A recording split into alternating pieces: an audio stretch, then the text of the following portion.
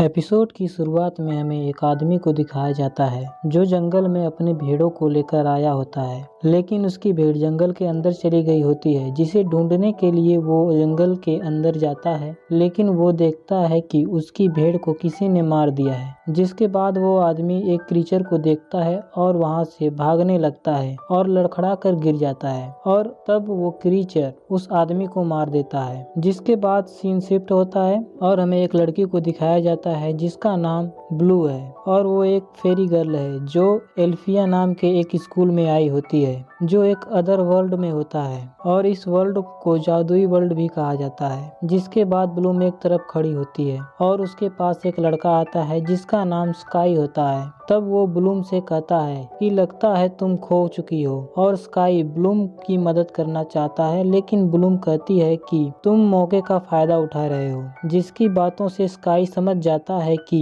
Bloom एक फेरी girl है। तब दोनों एक दूसरे से फ्लर्टिंग करते हैं और स्काई ब्लूम को बताता है कि कौन सी बिल्डिंग कहाँ है, और इन दोनों को बात करते हुए स्काई की गर्लफ्रेंड स्टेला देख रही होती है। तभी स्काई का फ्रेंड राइवन आता है और स्काई को कहता है कि तुम फर्स्ट ईयर की लड़की से फ्लर्ट करना बंद करो। तब ब्लूम जाकर स्टेला से मिलती है जो उसे स्कूल का टूर देती है। स्टेला ब्लूम को बताती है कि अदर वर्ल्ड में 7 रेयम्स हैं। अब हम स्कूल के प्रिंसिपल को देखते हैं जिनका नाम फारा डाउलिन होता है, और वो ब्लूम को बताती है कि तुम्हें अपने जादू को धीरे धीरे इस्तेमाल करना होगा, क्योंकि जो भी इस स्कूल से ग्रेजुएट होते हैं वो बड़ी बड़ी आर्मी को लीड करते हैं। जिस पर ब्लूम कहती है कि उसे लगता था कि यहाँ पर परियों की पंख होते हैं। तब फारा बताती है कि ये पहले हुआ करता था, अब फेरीज इन्वॉल्व हो चुके हैं और उस तरह के मैजिक और विंग्स अब यहाँ पाए नहीं जाते। ब्लूम अपने रूम में जाती है और वहाँ बाकी लड़कियों से मिलती है जिनके साथ वो रहने वाली होती है, और ब्लूम वहाँ पर मिलती है आयशा से, टेरा से, म्यूजा से और स्टेला से। तब ब्लूम अपने पेरेंट्स से बात कर रही होती है और उन्हें लगता है कि ब्लूम का स्कूल यूरोप में है। तब उसकी रूममेट आयशा सोचती है कि वो अपने पेरेंट्स से झूठ क्यों बोल रही है। जिस पर ब्लूम आयशा को बताती है कि उसके पेरेंट्स इंसान हैं और वो फेरीज के बारे में बिल्कुल भी नहीं जानते। ब्लूम इसके बाद स्टेला को देखती है जो ओरिएंटेशन पार्टी के लिए तैयार हो रही होती है, और स्टेला को जादू करते हुए देखती है और ब्लूम ये जादू सीखना चाहती है। तब ब्लूम पूछती है तुमने ये जादू कैसे किया, और स्टेला बताती है इस जादू को करने के लिए तुम्हें इमोशनल होना होगा। अब स्कूल कैंपस में हम स्काई को देखते हैं जो फाइट प्रैक्टिस कर रहा होता है, और उनके टीचर सिल्वा उन्हें बताते हैं कि स्काई के पिता एक लीजेंड हैं। तब वो उन सभी को बैरियर के बारे में बताते हैं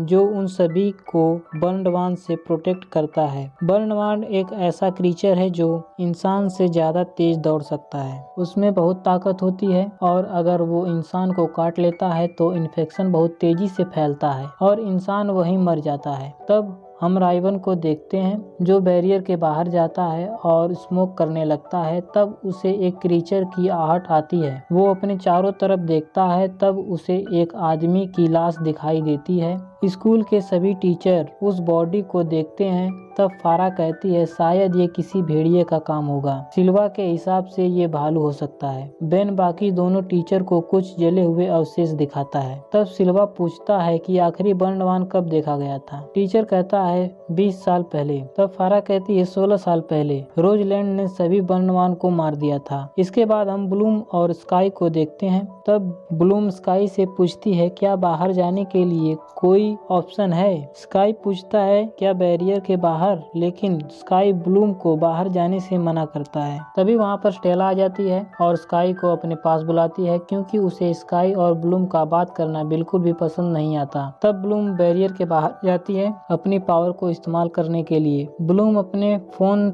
में कुछ फोटोज देखती है जिससे वो इमोशनल हो सके, और तब ब्लूम एक गहरी सांस लेती है जिसके बाद उसके हाथों से आग निकलने लगती है, लेकिन ब्लूम अपने पावर को कंट्रोल नहीं कर पाती। तब आयशा भी वहां आ जाती है और वो अपने पावर का इस्तेमाल करके आग को बुझा देती है। जिसके बाद आयशा ब्लूम को समझाती है कि ऐसा सबके साथ होता है, मेरे साथ भी हुआ था और मैंने तो अपने स्कूल को ही डुबा दिया था। तब ब्लूम आयशा से खुलकर बात करती है। वो कहती है उसकी और उसके मॉम की बिल्कुल भी नहीं बनती। एक बार उसकी मॉम के कहने पर उसके डैड ने उसके कमरे का दरवाजा निकाल दिया था, जिससे ब्लूम ने अपने घर को ही जला दिया और उसकी मॉम को 3rd डिग्री बर्न आ गया था। जिसके बाद ब्लूम सोने से डरती थी और रात में बाहर निकल जाती थी। और एक दिन उसे फारा मिली जो ब्लूम को बताती है तुम एक परी हो और तुम्हें एल्फिया आना चाहिए और अपने मैजिक को कंट्रोल करना सीखना चाहिए। तब आयशा सोचती है तुम्हारे पेरेंट्स अगर ह्यूमन हैं तो तुम्हारे पास ऐसे पावर कहाँ से आए। तब आयशा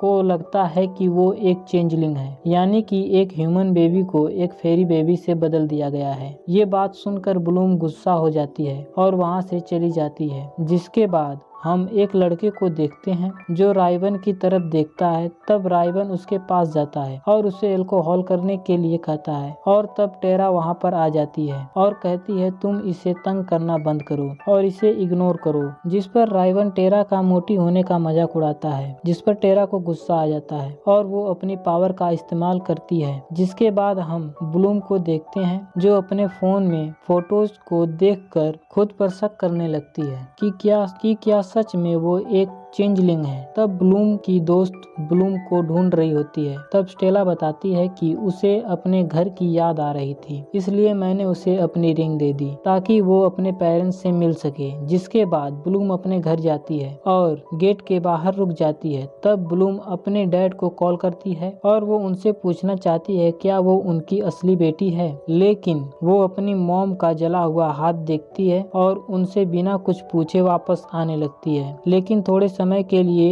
वो अपने रूम चली जाती है, लेकिन वहाँ पर एक बर्नवान आ जाता है जिसे ब्लूम देखकर डर जाती है और उसके हाथ से रिंग नीचे गिर जाती है और तब वो बर्नवान ब्लूम पर हमला कर देता है। तब ब्लूम वहाँ से भागती है और उनके सामने फारा डाउनलिन आ जाती है जो ब्लूम को जाने को बोलती है। तब ब्लूम की दोस्त भी रास्ते में पहुंच जाती हैं जो उसे रूम पर ले जाती हैं। अब हम स्टेला को देखते हैं जो स्काई के साथ एक बार फिर से रिलेशन में आना चाहती है। जिसके बाद हम फारा को देखते हैं जो सिल्वा को बताती है कि उसने बर्नवान को एक बॉन्ड में बंद कर दिया है और पता नहीं कब तक वो यहाँ के स्टूडेंट को प्रोटेक्ट कर पाएगी। अब हम डेन को देखते हैं जो टेरा को थैंक यू कहता है। दोनों एक दूसरे को टेक्स्ट करते हैं, लेकिन गलती से डेन राइवन के एक पोस्ट पर लाइक कर देता है। राइवन को ये मैसेज मिलता है और ये देखकर राइवन मुस्कुराता है। जिसके बाद हम एक स्टूडेंट बेट्रिक्स को देखते हैं जो अपने पावर से उस बर्नवान को शॉक देती है और यहीं पर फेट द